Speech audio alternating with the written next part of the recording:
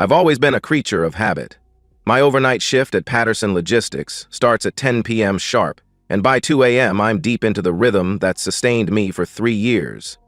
The warehouse hums with quiet efficiency. Automated systems, distant truckers grabbing coffee. It's honest work that keeps America's supply chain moving while most people sleep. Vanessa used to joke that I was part vampire, thriving in those dark hours. She'd call me her night owl when I'd slip into bed at 7 a.m. as she got ready for work. We'd worked out our rhythms over 2 years of marriage, and they felt solid. Predictable, safe. That's why the 2 a.m. call felt natural at first. We'd developed this routine, a quick check-in during my break. Usually, she'd be drowsy but warm, telling me about her day or sharing some silly thought. I settled into the break room with my coffee and dialed her number. "Hey, beautiful. How's my favorite insomniac?"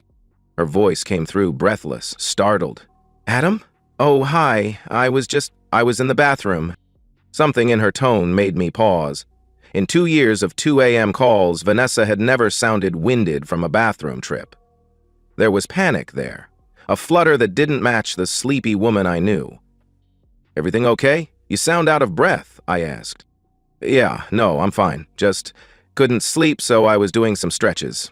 Yoga stuff." She laughed, but it came out forced. "How's work? Busy night?" I found myself studying the empty break room, my mind automatically cataloging the strangeness. Vanessa hated yoga. She'd tried classes when we first married, complained endlessly, never mentioned it again. Why would she suddenly be doing stretches at 2 a.m.? "Standard Thursday night? Johnson's on vacation, so I'm pulling double duty." I kept my voice casual, but something was shifting inside me. "You sure you're feeling all right?" "I'm perfect, honey, really, just tired." Another laugh, more controlled. "You should focus on work. I'll try to get some sleep." "Okay. Love you." "Love you too," she replied. The line went dead and I stared at my phone. 24 months of marriage and I'd never heard Vanessa sound like that. Breathless, yes, but not from yoga. There was something else. Guilt, like someone caught doing something they shouldn't. I tried to shake it off, returning to my rounds through the warehouse. But the feeling followed me between towering shelves, a persistent itch I couldn't scratch. I'd learned to read patterns in this business. Which suppliers shipped late, which invoices didn't match manifests. Details mattered. Small inconsistencies usually pointed to bigger problems. By 4 a.m., I was replaying the conversation and other details surfaced. Over the past month, Vanessa had been different. More attentive in some ways, asking detailed questions about my schedule, when I'd be home, whether I might pick up extra shifts. She'd started taking longer showers, spending more time on her appearance. And our physical intimacy had shifted, less spontaneous, more scheduled, like checking a box rather than connecting. 3 weeks ago, she'd mentioned redecorating the living room, last week the bedroom. New curtains, maybe furniture. When I'd asked about expense, she'd waved it off, saying she'd been saving from her paycheck. But I managed our finances. I knew exactly how much discretionary income we had. The sun was rising as I finished my shift. My phone showed 3 missed texts from Vanessa, all sent around 3 a.m. "Sorry if I seemed weird on the call. Just feeling restless tonight. Can't wait to see you." I'd been married long enough to recognize overcommunication as guilt. When she'd dented my truck, she'd sent a dozen explanatory texts before I'd seen the damage. When she'd forgotten the electric bill, she'd prepared a full presentation. Vanessa's natural response to feeling bad was flooding me with words. Sitting in the parking lot, I made a decision that would change everything. I wasn't going to confront her. Not yet. Accusations without proof would just give her time to craft better lies. Instead, I was going to verify what I hoped wasn't true. The house looked peaceful in morning light, our small yard perfectly maintained. Blue shutters Vanessa had insisted on painting still bright and welcoming. This was supposed to be our starter home, where we'd begin our family. We'd been trying to get pregnant for 6 months, timing everything carefully, talking about converting the spare bedroom. Now I wondered if she'd been pretending about that, too. The research phase consumed my off hours for the next week. While Vanessa slept, I sat in the spare bedroom with my laptop, diving deep into surveillance technology. Amazon became my teacher, customer reviews my textbook. I learned about wireless cameras, cloud storage, motion detection, live streaming capabilities. Every product description felt like acquiring surgical tools I hoped I'd never need. The psychology was the hardest part. I was preparing to document my own life's destruction, to become director of a movie I desperately didn't want to see. But methodical research gave me something to focus on besides the growing certainty that my marriage was already over. I settled on 4 wireless cameras, small enough to hide but powerful enough to capture clear video in low light. Living room behind a picture frame with clear view of the couch and front door. Bedroom tucked inside the alarm clock on my nightstand. Vanessa never touched that side. Hallway connecting bedroom to the rest of the house. Kitchen hidden among decorative bottles above the refrigerator, viewing the back door. The cameras would upload automatically to cloud storage, and I could watch live feeds from my phone. If nothing happened, I'd remove them and try rebuilding trust. If something did happen, I'd have undeniable evidence. The installation took place during Vanessa's work hours while I was supposed to be sleeping. Each camera placement required imagining scenarios I didn't want to face. My wife bringing another man into our home, our bedroom, the life we'd built together. The bedroom camera was hardest to position. I had to consider angles, lighting, what exactly I might need to document. Technical aspects helped me stay detached, treating it like a complex work problem rather than my marriage's potential end. Meanwhile, Vanessa's behavior continued shifting in ways my new paranoia amplified. She'd started asking about my work schedule. Not just what time I'd be home, but whether I might stay late, whether Patterson had weekend shifts, whether I'd gotten to know coworkers better. Her interest felt calculated rather than caring. She'd also developed sudden friendship with our neighbor Marcus. Marcus lived 3 houses down, a divorced contractor in his late 30s who'd moved to the neighborhood about a year ago. I'd helped him move furniture when he arrived. Seemed decent, kept his yard neat, nodded politely when we passed. But over the past month, his presence had become prominent in Vanessa's conversations. She'd mentioned casually, Marcus offered to look at that loose railing on the back deck. Simple fix, might save us from calling a handyman. Then it was, Marcus thinks we should trim those overgrown bushes. He has all the right tools.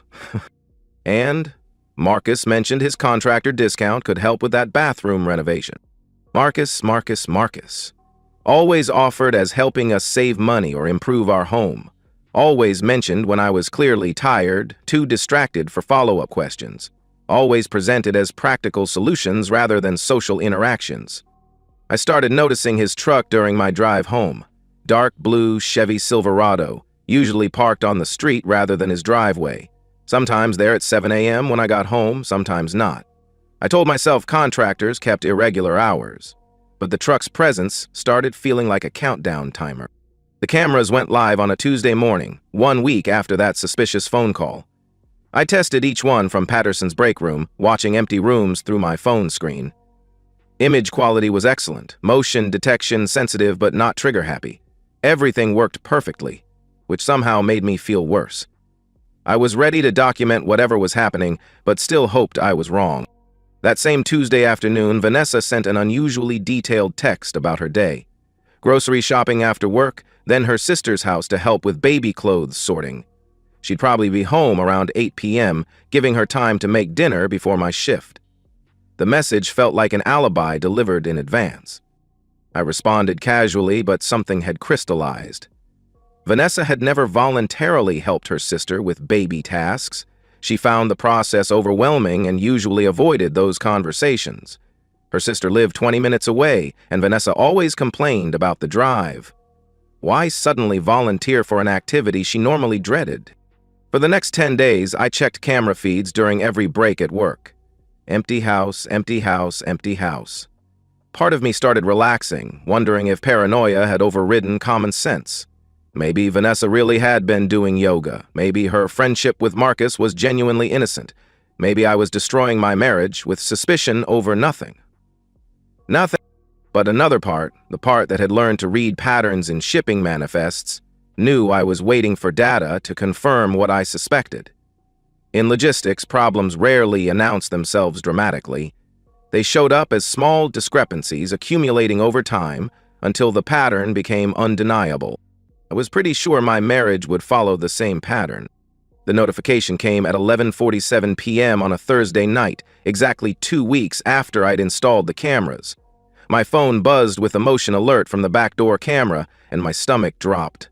I'd been checking feeds obsessively, watching empty rooms and starting to convince myself paranoia had gotten the better of me. Now, staring at the alert, I realized I'd been hoping I was wrong. I opened the camera app in Patterson's break room, surrounded by familiar night shift sounds. Distant forklifts, automated conveyors, the coffee machine that never worked right. The backdoor camera showed Marcus letting himself into my house with what looked like a spare key. He moved with casual familiarity, not breaking in, but like someone who belonged there. He hung his jacket on the coat hook by the door, the same hook where I hung mine every morning. The hallway camera picked him up walking toward the living room. I switched feeds to watch him settle onto our couch. He wasn't nervous or furtive. He picked up the remote, started browsing Netflix like he lived there. The timestamp showed 11:51 p.m. I still had over 7 hours left on my shift. My hands were steady as I opened WhatsApp and created a new group. I'd been planning this for weeks, ever since installing the cameras. If I was going to expose Vanessa's betrayal, it needed to be comprehensive, undeniable, and permanent. A confrontation could be lied about afterward. Private evidence could be dismissed. But a live audience would make everything real and lasting.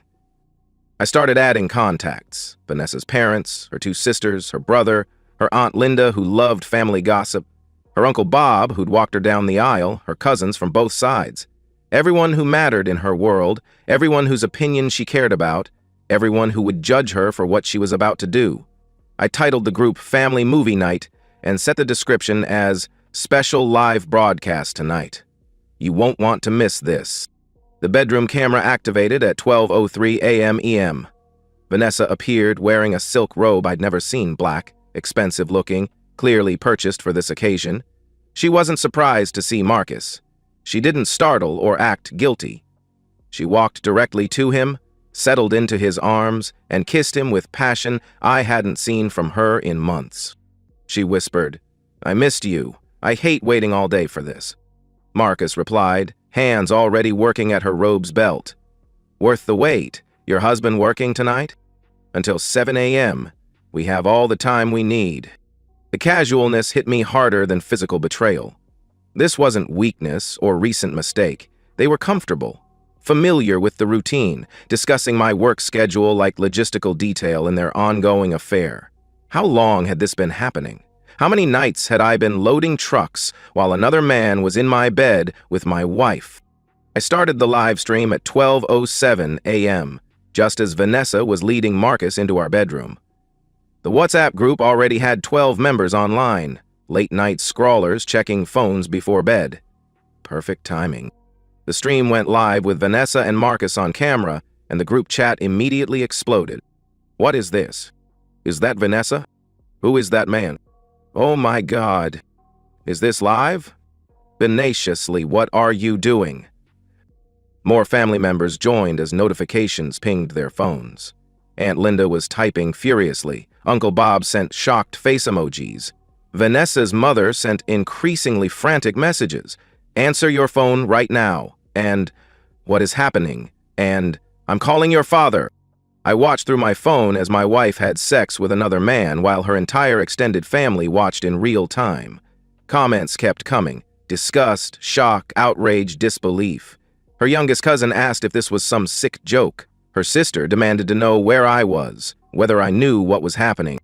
26 people were watching by 12:30 a.m. The bedroom camera captured everything in clear detail. Not just physical betrayal, but emotional intimacy that hurt worse than sex. The way Vanessa touched Marcus's face, laughed at something he whispered, moved with him like they'd done this many times before. This wasn't just cheating. This was a relationship. Marcus must have heard Vanessa's phone buzzing with WhatsApp notifications because he asked her to put it on silent. She reached over to her nightstand, saw the flood of messages, and I watched her face change as she realized what was happening. She sat up abruptly, reading through the group chat, her skin going pale, even in dim bedroom lighting. "Oh my God. Marcus, we're being watched." "What are you talking about?" "My family, they can see us. There's a camera somewhere." She was frantically looking around now, panic making her voice shake. "Someone's streaming this live. My parents. My mom is watching this." They spent 10 minutes searching frantically, Vanessa crying hysterically while Marcus checked every corner.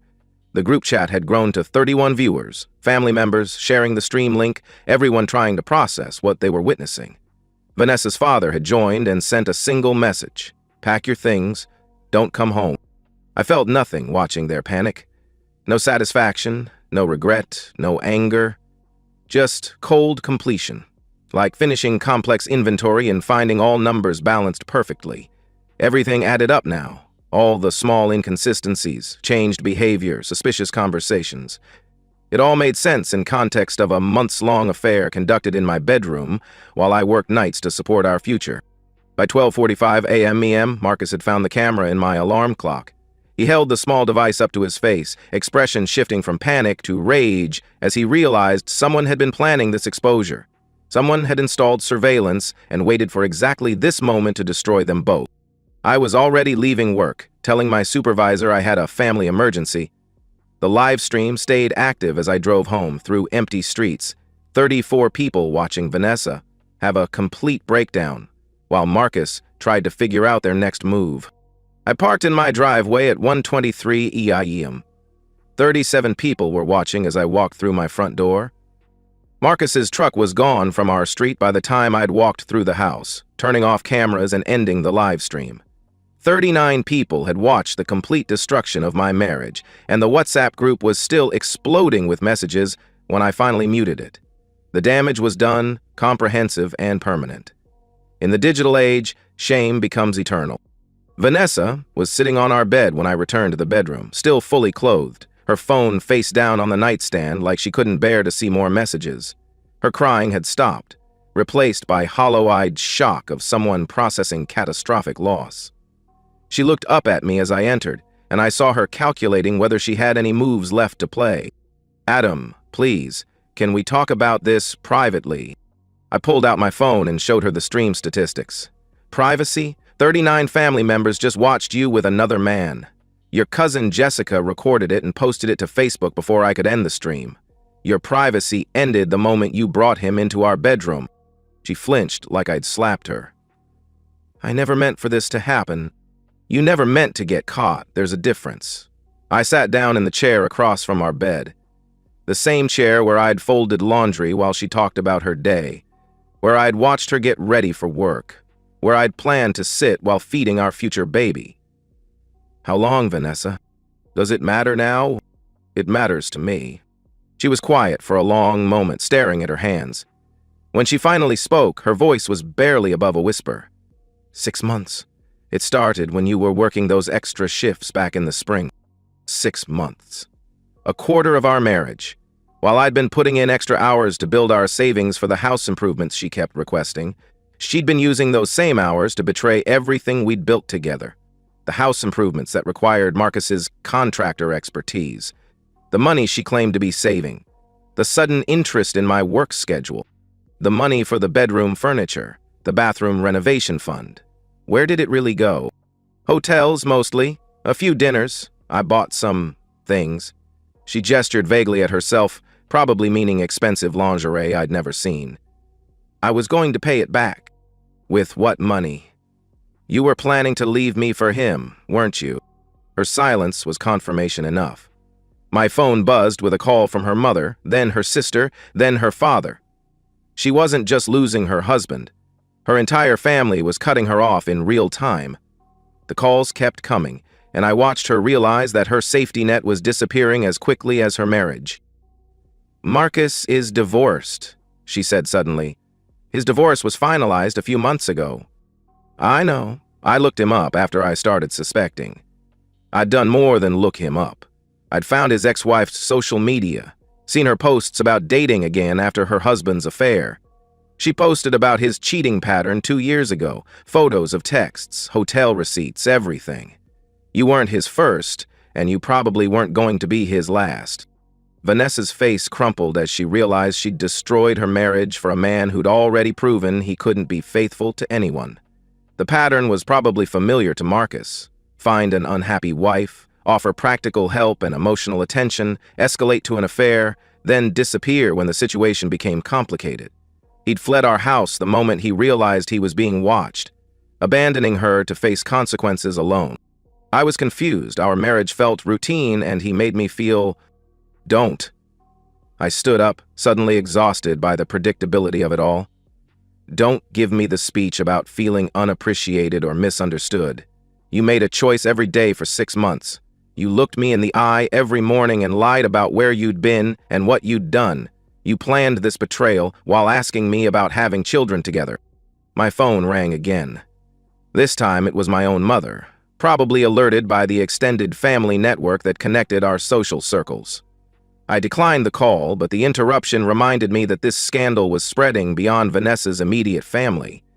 Our church, our neighbors, my co-workers who knew her, everyone would know about this within days.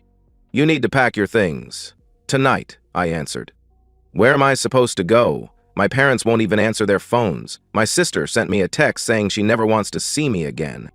That's not my problem anymore, I replied. She stared at me like she was seeing me clearly for the first time in months. The accommodating husband who'd worked extra shifts to fund her lies was gone. The man who'd trusted her completely was gone. What remained was someone who'd methodically planned her destruction and executed it with devastating efficiency. You recorded everything.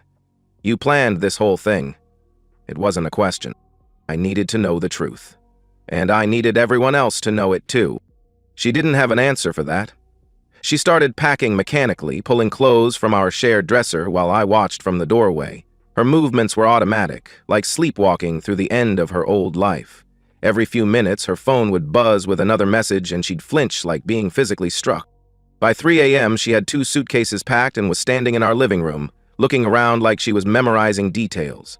The house felt different already, less like our shared space, more like my sanctuary being reclaimed. I'll need to come back for more of my things. Call first. And bring a witness, I replied. She nodded, understanding that we were already transitioning from husband and wife to hostile parties in a divorce proceeding. The legal aspects would be straightforward. Adultery was still grounds for fault-based divorce in our state, and I had video evidence that couldn't be disputed. I watched from the window as she loaded her car and drove away at 3:47 a.m. EM. The street was quiet, but I noticed lights on in a few neighboring houses. Word was already spreading through our small community. My phone had 43 missed calls and over 200 text messages. I turned it off and sat in my empty living room, surrounded by the silence that comes after a storm. Everything had gone exactly according to plan. For the first time in months, I felt completely at peace. 6 months later, I was living in a house I actually owned, driving a truck that was fully paid off, and sleeping better than I had in years. The divorce had been finalized in record time. Vanessa's attorney couldn't argue with video evidence, and she was in no position to demand anything beyond personal belongings. I kept the house, the savings account, and my dignity. She kept her shame and a reputation that would follow her wherever she went. The promotion at Patterson Logistics came 3 months after the divorce. Management had noticed my increased focus during the crisis. I'd channeled all emotional energy into work, picking up extra shifts and streamlining inventory processes. The raise meant I could afford mortgage payments alone, and the supervisor position meant day shifts. No more overnight hours, no more wondering what was happening in my empty house. I'd started dating again, carefully and selectively. Sarah worked in accounting at a different logistics company, had been divorced herself, and understood the value of taking things slowly. She appreciated my straightforward communication and unwillingness to tolerate dishonesty in any form. Our relationship was built on transparency rather than romance, which felt healthier. The fallout from that night had exceeded even my strategic expectations. Vanessa had become a local legend, not the kind anyone wanted to be. Her family's reaction had been swift and permanent. Her parents had moved to Arizona within 2 months, unable to handle gossip in their church community. Her sisters maintained minimal contact. Her brother had unfriended her on all social media and refused to include her in family events. The professional consequences had been equally severe. Word had reached her dental office through overlapping social networks, and while they couldn't fire her for personal conduct, the atmosphere had become toxic enough that she'd resigned. She'd moved to a city 3 hours away, working reception at a small medical practice and living in a studio apartment. Marcus had never returned to our neighborhood. His contracting business had collapsed after other wives came forward with similar stories. Apparently, my video evidence had prompted his ex-wife to share her own experiences, creating a pattern that destroyed his professional reputation. He'd moved out of state, leaving behind a trail of ruined marriages. The moral complexity of my revenge had never bothered me. I hadn't destroyed an innocent person. I'd simply revealed who Vanessa really was. The livestream wasn't cruel punishment but strategic justice, ensuring that her betrayal carried appropriate consequences in our community. I'd learned valuable lessons about trust and verification that served me well in my new relationship. Sarah and I shared passwords, schedules, and social media accounts without being asked. We'd both been betrayed by people we'd trusted completely, and we understood that real intimacy required transparency, not privacy. 1 year after the divorce, I received a friend request that made me smile.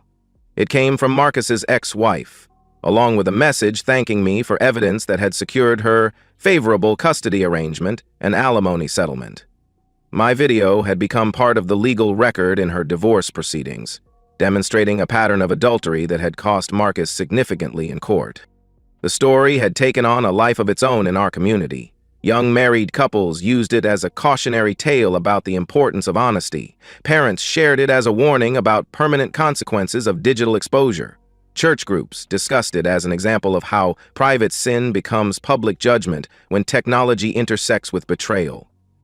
Vanessa had sent me a single message 6 months after the divorce, a brief apology that felt more like closing a business transaction than addressing the destruction of a marriage. I'd read it once and deleted it without responding. She'd forfeited the right to closure when she'd chosen Marcus over our future together.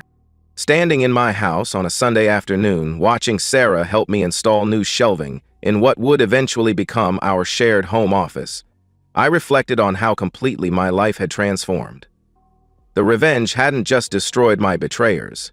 It had liberated me from a false relationship and taught me to value authentic connection over comfortable routine. I wasn't haunted by what I'd done. I was empowered by it. The live stream had been precise, proportional, and devastatingly effective. Vanessa and Marcus had learned that modern betrayal carries modern consequences, that privacy is an illusion when trust is violated, and that some people are capable of strategic patience that exceeds their capacity for forgiveness. Justice, I'd learned, doesn't always require forgiveness. Sometimes it just requires making sure that actions carry appropriate consequences. I'd turned my worst day into my greatest victory, and I'd never been more satisfied with a strategic decision in my life. And that's the end of today's story. If you enjoyed it, please give this video a thumbs up and drop a comment below. Your support helps the algorithm push my content further. If you're new to the channel, don't forget to hit that subscribe button. It really helps me keep creating more stories for you.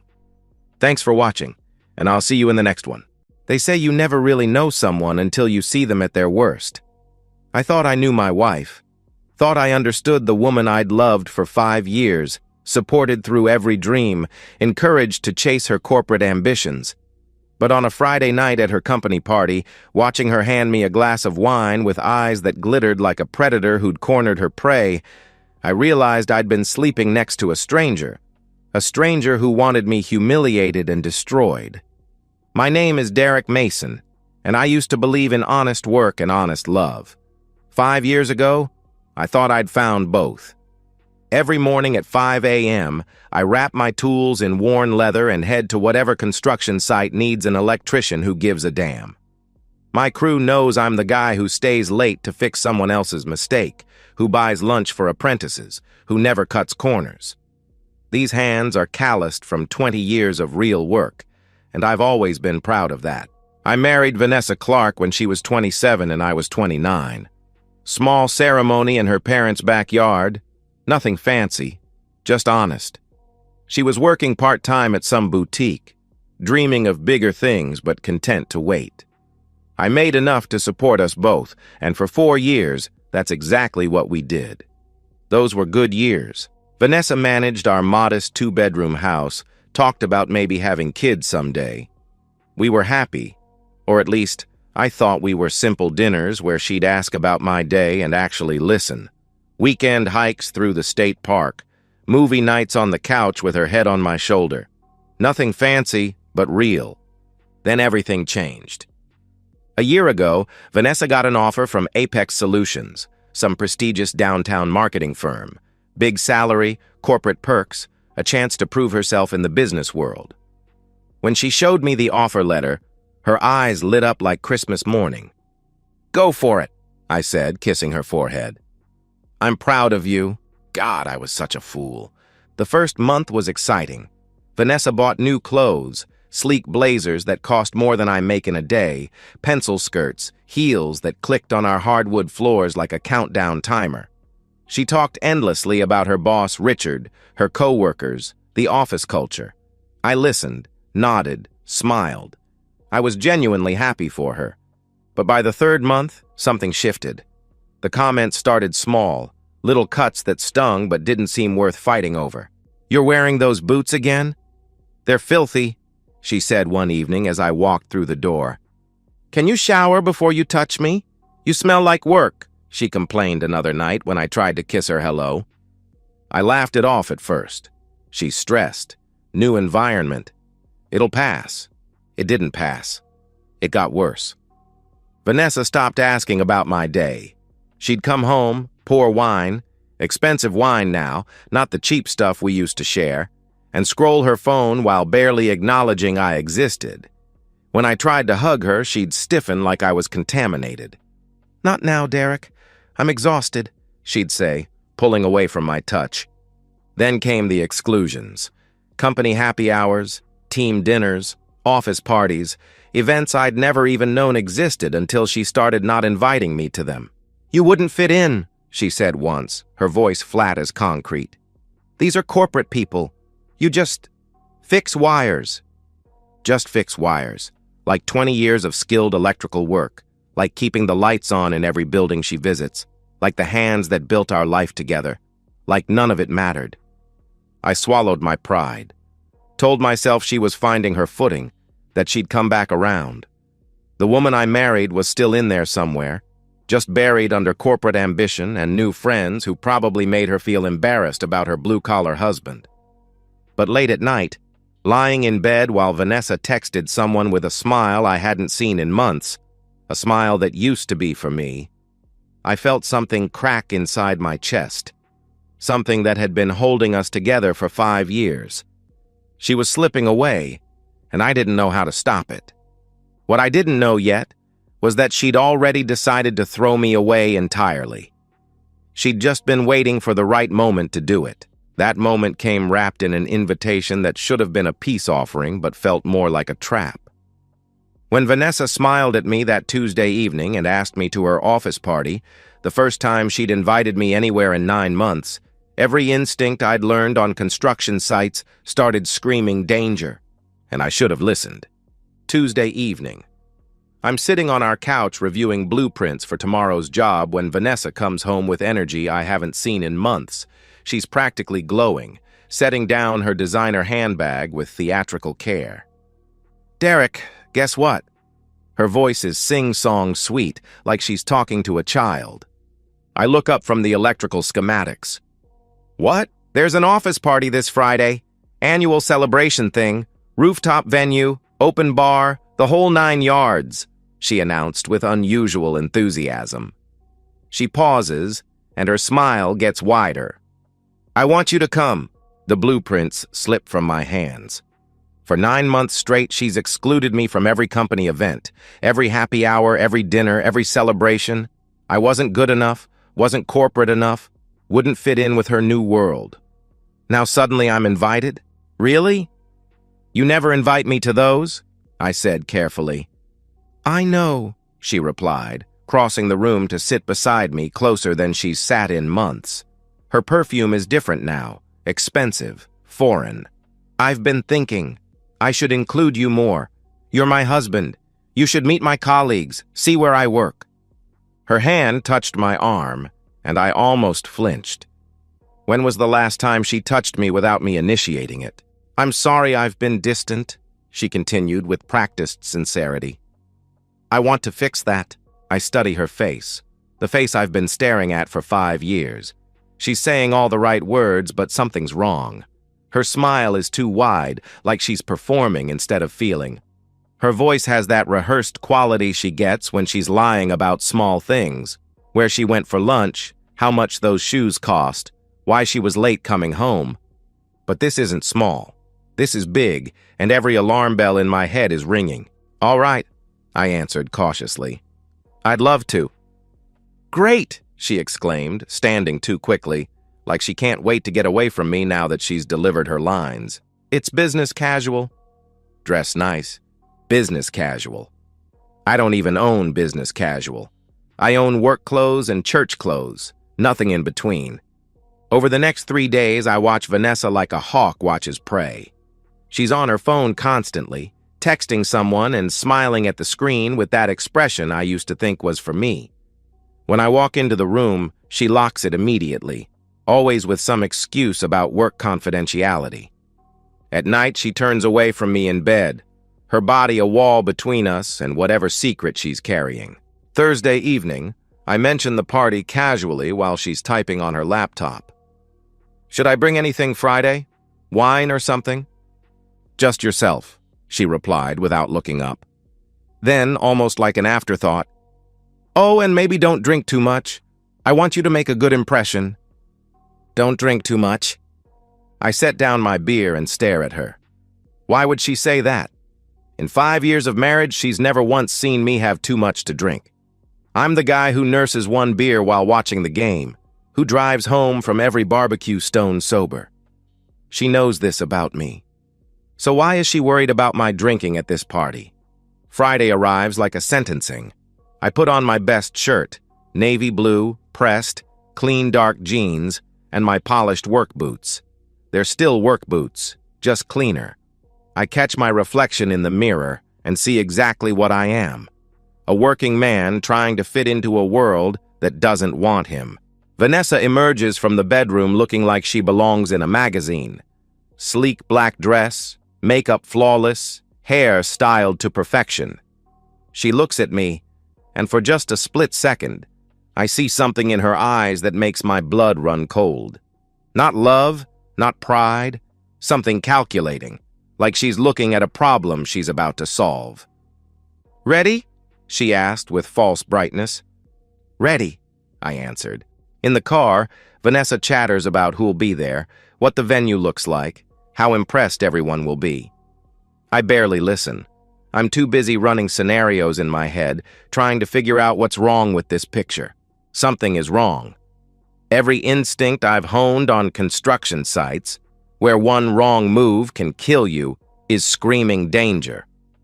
When we pull into the parking garage of Apex Solutions and ride the elevator to the rooftop, Vanessa adjusts her dress, checks her reflection in the polished doors. I watch her carefully. You seem excited, I observed. I am, she replied, glancing at me with that too wide smile returning. Tonight's going to be memorable. The elevator doors open. Music drifts through the air, soft jazz, laughter, the clink of expensive glasses. I step onto the rooftop and immediately know I don't belong here. But I also know I'm exactly where I need to be. Because when Vanessa hands me that glass of wine 20 minutes later, watching me like a scientist watches a lab rat, I realize tonight isn't about inclusion. It's about execution. And I'm supposed to be the victim. The rooftop venue screams money. String lights crisscrossing overhead like stars, a full bar with professional bartenders, clusters of people in suits that cost more than I make in a month. They're discussing market trends and quarterly projections like they're speaking a foreign language. Every eye lands on me when Vanessa leads me through the crowd. judging my jeans, my boots, my working man hands that look out of place, holding anything more delicate than a power drill. "This is my husband, Derek," she announces to each group, and the way she says it makes my name sound like an apology. "He's an electrician." The words hang in the air like smoke. Her colleagues smile with their mouths but not their eyes, shake my hand with limp grips, then drift away to more important conversations about people I've never heard of and deals I'll never understand. I stay near the bar nursing a club soda, watching. Vanessa moves through the crowd like she owns it, laughing, touching arms, leaning in close to whisper secrets. After 40 minutes of being ignored, she approaches with 2 glasses of red wine. "Here," she said, pressing one into my hand with unusual insistence.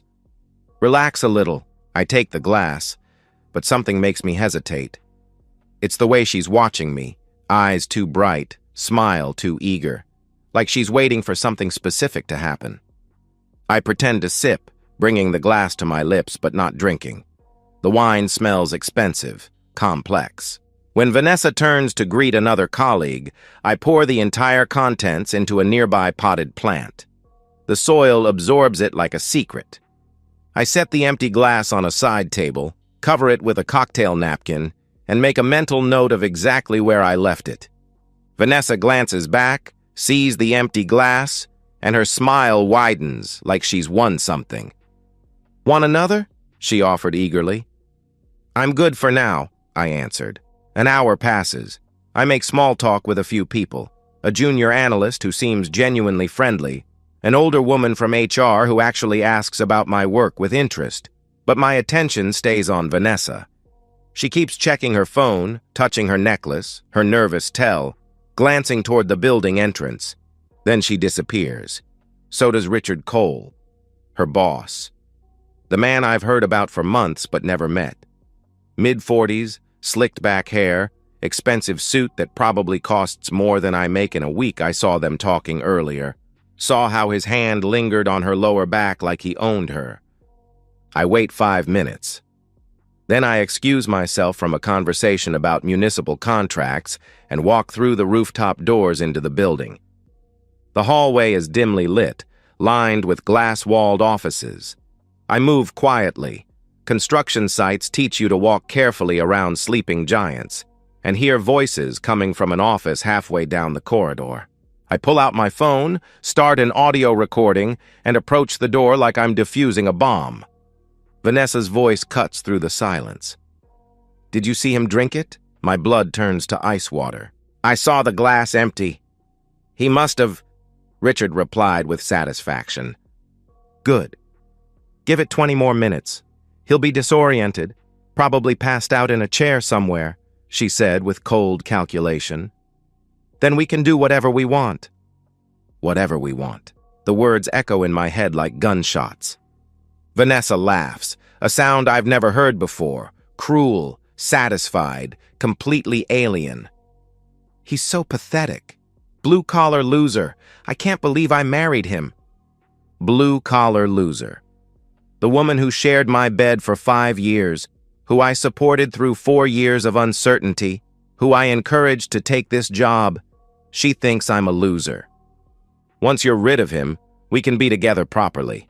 No more sneaking around," Richard said with obvious relief. "Exactly. Tonight's the first step," she agreed enthusiastically. "Once he's drugged, humiliated, and kicked out, I'll file for divorce. Say he was violent or abusive or something. No one will believe him over me. And I'll back you up. Say I saw him get aggressive," Richard offered without hesitation.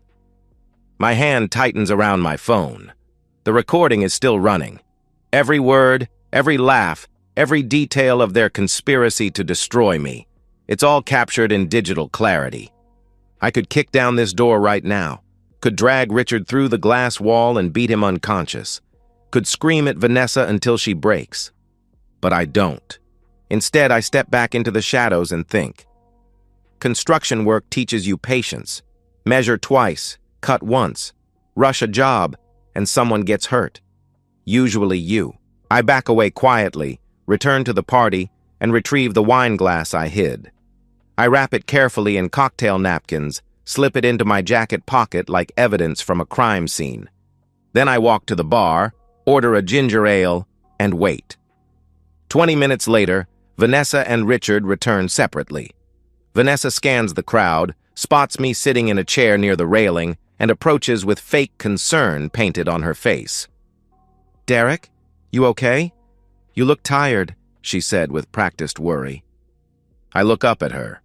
This woman who promised to love and honor me, who just plotted to drug and destroy me, and smile. "I'm fine. Just taking in the view," I answered calmly. Her eyes narrow. Confusion flickers across her features like a glitch. "Are you sure? You haven't had too much to drink?" "Just the one glass you gave me," I replied, standing and stretching like I'm completely relaxed. "Actually, I'm feeling great. Ready to head home?" Vanessa's mask slips for half a second. Shock, suspicion, then forced recovery. "Already? We just got here. I'm tired. Long week," I explained, looking her directly in the eyes. "You stay. Enjoy the party. I'll catch an Uber." "Derek?" she started to protest. "It's fine, Vanessa," I interrupted, leaning in to kiss her cheek. She flinches like I've burned her, and whispered, "Have fun." I walk away, leaving her standing frozen in the crowd, probably wondering why her perfect plan just went sideways. Because the best revenge isn't hot. It's cold, calculated, and permanent. And I just recorded their confession. I don't go home. Instead, I drive straight to Margaret Sinclair's law office, the attorney who saved my sister's life during her divorce 3 years ago. It's 10 p.m., but Margaret works late, and when I call from her parking lot, she tells me to come up. Margaret is in her 50s, sharp-eyed, with a reputation for being absolutely ruthless in court. She listens to my recording twice, her expression hardening like concrete with each replay. "This is attempted drugging, conspiracy to commit assault, planning false accusations," she said slowly, setting down her glasses. "If that wine tests positive for anything, they're looking at felony charges." I pull the wrapped wine glass from my jacket. "Can you get this tested? I have contacts at a private lab. Results in 48 hours, she confirmed efficiently. She paused, studying my face. "Derek, we need to move fast. She's planning to file for divorce and make accusations. We file first with evidence and cut her off at the knees." "Do it," I said without hesitation. Margaret opens her laptop, fingers flying across keys. "I'll draft emergency divorce papers tonight. Adultery, conspiracy, emotional abuse. I'll also contact the police. This recording constitutes criminal conspiracy." "What about security footage? The venue should have cameras showing her handing me the glass," I suggested. "We'll subpoena everything," she agreed. Margaret looked up from her screen. "Derek, are you absolutely sure you want to go this far? Once we start, there's no going back." I think of Vanessa's laugh, blue-collar loser. I think of 5 years of marriage, 4 years of supporting her dreams, 9 months of watching her transform into someone who wanted me drugged and destroyed. "I'm sure," I answered firmly. "Then let's bury them," she replied with grim satisfaction. I leave Margaret's office at midnight with a plan. First stop, home. I call a 24-hour locksmith who meets me at 1 a.m. Every lock gets changed. Front door, back door, garage, gate. I hand over cash, thank him, and lock myself inside the house that's finally just mine. Then I start packing Vanessa's things. Not carefully, just efficiently. Clothes into trash bags, shoes, makeup, jewelry, her laptop, personal documents. Everything that belongs to her goes into bags and gets stacked by the front gate like garbage waiting for pickup. My phone buzzes. "Where are you?" I ignore it. Another text arrives minutes later. "Derek, are you home?" I put the phone on silent and keep packing. At 2 a.m., I hear her car pull up. Vanessa's voice outside, muffled by the door. "Derek, open up!" she shouted. I sit on the couch, drinking water, listening to her desperation like a radio show I can't turn off. "Derek, we need to talk. What's going on? She demanded through the door. Silence. She pounds on the wood. Derek, please, I know you're in there. Just talk to me. After 30 minutes, her voice changes tactics. Derek, I'm sorry. Whatever I did, I'm sorry. Let's work this out, she pleaded desperately. I almost laugh. She still thinks I don't know, still believes this is about the cold shoulder, the insults, the gradual erosion of respect. She has no idea I recorded her confession, no clue that her perfect plan is about to detonate in her face. At 3 a.m., Vanessa finally gives up. I watch through the curtains as she loads the trash bags into her car, crying, mascara running down her cheeks. She tries her key one last time. It doesn't work, then drives away into the darkness. I lock the door, go to bed, and sleep better than I have in months. Saturday morning, Margaret calls with updates. Lab is processing the wine glass. Police want to meet Monday morning. And Derek, I'm filing the divorce papers today. She'll be served this weekend. Good, I replied. One more thing. I contacted Apex Solutions legal department. Sent them a copy of the recording. If Richard Cole wants to keep his job, he'll need divine intervention, she added with dark humor. Sunday afternoon, my phone explodes with calls and texts from Vanessa.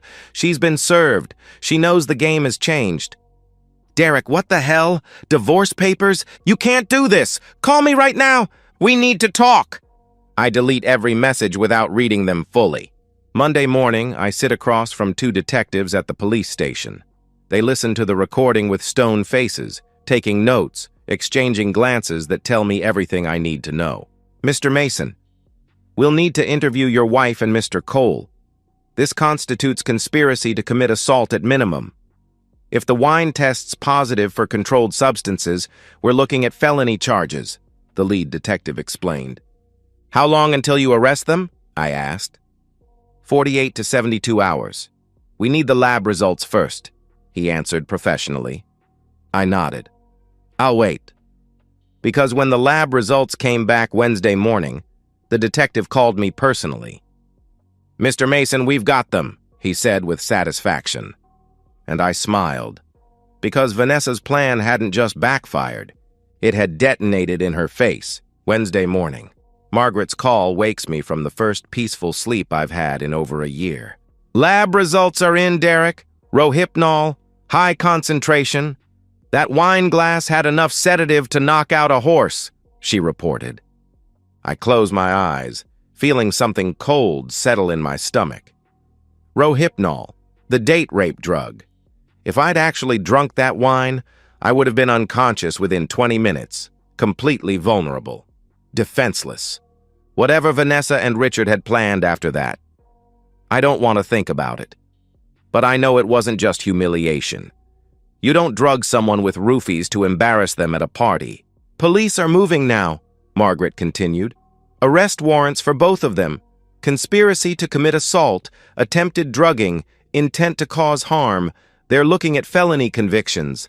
When? I asked. Today, she answered with grim satisfaction. I don't feel triumphant. I feel hollow. 5 years of marriage, destroyed because my wife decided I wasn't good enough for her new corporate world, because she wanted a slick boyfriend in an expensive suit and needed her blue-collar husband eliminated permanently. At 2 p.m., my phone buzzes with a news alert. Apex Solutions. Executive arrested in alleged drugging plot. Richard Cole's mugshot stares back at me. No longer slicked and confident, but haggard, shocked, like someone just told him his life was over. The article mentions an incident at a company event and allegations involving employee's spouse. Apex Solutions released a statement. We are cooperating fully with law enforcement. Mr. Cole has been placed on administrative leave pending investigation. An hour later, another alert. Marketing coordinator charged alongside boss in drugging conspiracy. Vanessa's mugshot. Makeup smeared, eyes red and furious, expression caught between rage and terror. The article describes me as the intended victim and details the evidence, the recording, the wine glass, security footage from the party showing Vanessa handing me the drink. I set down my phone. It's done. Over the next 2 weeks, the story explodes across local news. Corporate crime blogs dissect it. Social media picks it up. Apex Solutions fires. Richard, immediately after his arrest becomes public, Vanessa gets terminated for conduct unbecoming of company standards.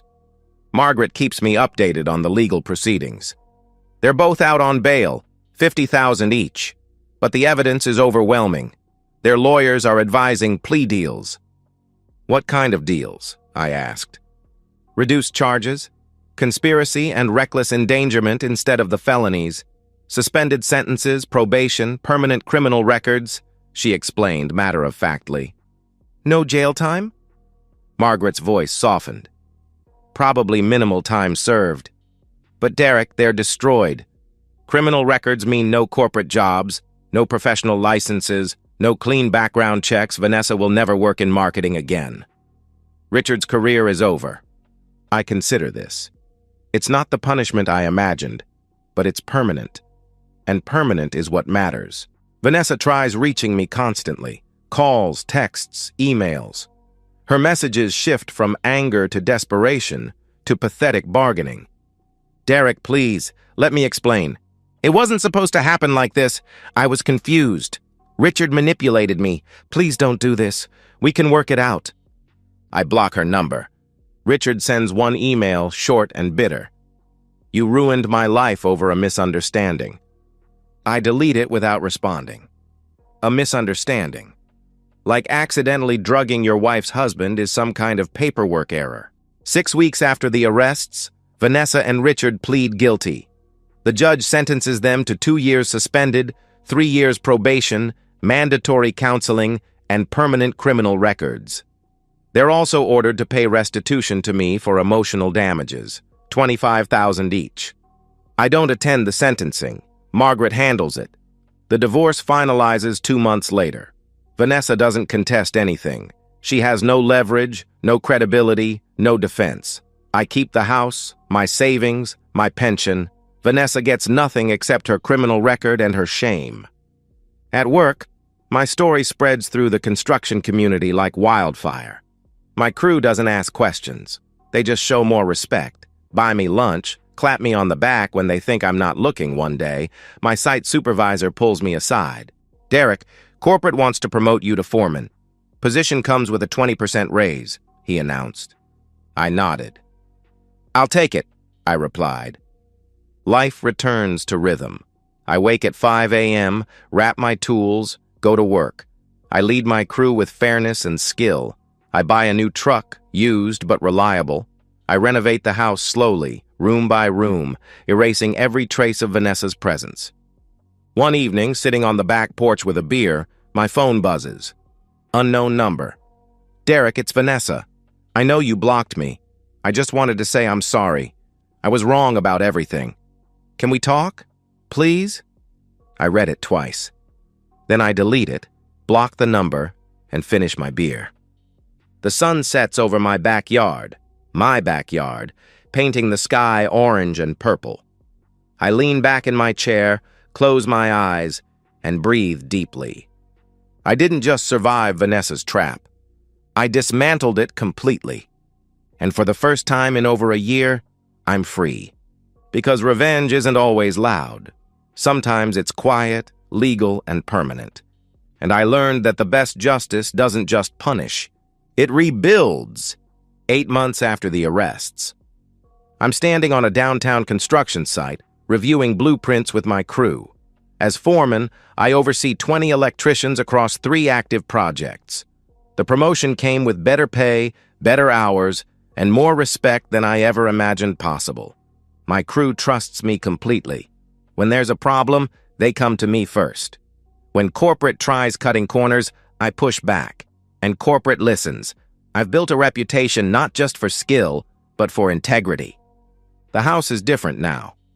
I repainted the living room deep blue instead of Vanessa's sterile beige.